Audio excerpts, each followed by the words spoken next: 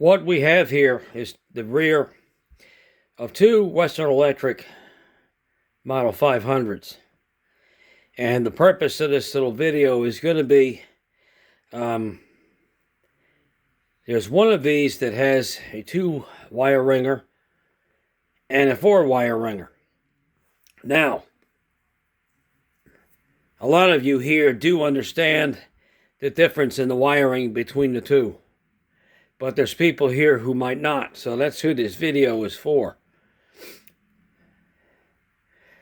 The telephone on the right is wired on purpose the wrong way. And normally you hook up, this telephone has the 4-wire ringer. I'm going to show you the difference in what I'm talking about. All right. You're going to see the black ringer wire on L1, the red ringer wire on L2. The tip and the ring from the power cord would go to L1 and L2, respectively. Okay. Now, the 2 wires, the 2 leads, off to the right, slate and slate red, are hooked correctly to the capacitor, so it's in series. All right, so I'm going to cover that back up. Now, this over here has the 2 lead wire. It only has 2 leads. It doesn't have the slate and the slate red. So, this unit is hooked up incorrectly with the black and the red hooked up to L1 and L2, just like the one to the left. Now, that's incorrect, because you don't have the 2 leads hooked up to the capacitor. And it needs to be in series with the capacitor. So, if you hook it up like this, and you plug your telephone in, what's going to happen? Immediately, the line is going to go off hook, and it's going to present to you it's going to busy it out, and it's going to be an off hook situation. And I'm going to show you. I'm about to plug it into the analyzer. You'll see what I mean, okay?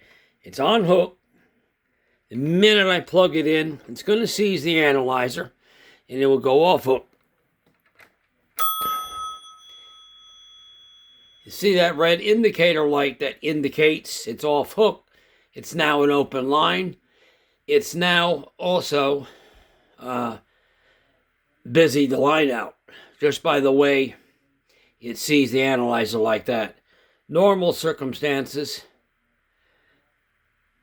it would not have busied or seized the analyzer. Now, there's a fix to that, and I'm going to show you what that is when I return. I'll be right back. What we have here is exactly what I described. Wired the wrong way. The 2 leads, the 2 terminals, I should say, here and here, is where your capacitor is. So when I come back, I'll have this wire, the telephone hooked up the correct way, and you'll see how I fix it, and you'll see that the telephone will work. I'll be right back. All right, now we've made our corrections. Now, when I plug this unit in, you will see it not seize the analyzer like it did before. Okay?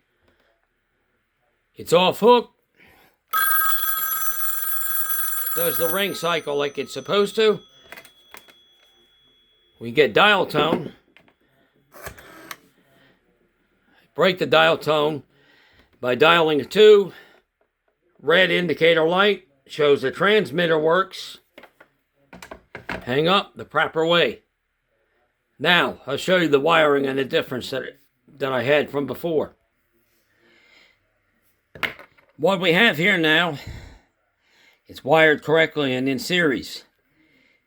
Notice there's no connection with the ringer on L1, because the black lead has been moved over to terminal A. The red lead has been moved to L2, and the tip and ring from the power cord, the green goes to K, and the red goes to L2. That is now wired correctly with the capacitor. Now you can see the difference between that, because it's altogether different, and this. So, if you have one of these Model 500s with a 2-wire ringer, and you can't figure out why you can't get it to ring, why it goes off hook when it's not off hook, chances are this is one of the things you're going to want to look at. A lot of these telephones were changed out with their parts as time went on. You know, in between uses, the telephone company might have changed the ringer out. The 4-wire ringer was used early on for party lines.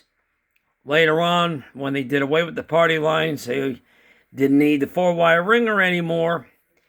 They switched to the 2, but still had to be wired a little bit differently, as you see here and you see here. I hope this video does help somebody, and I thank you for watching.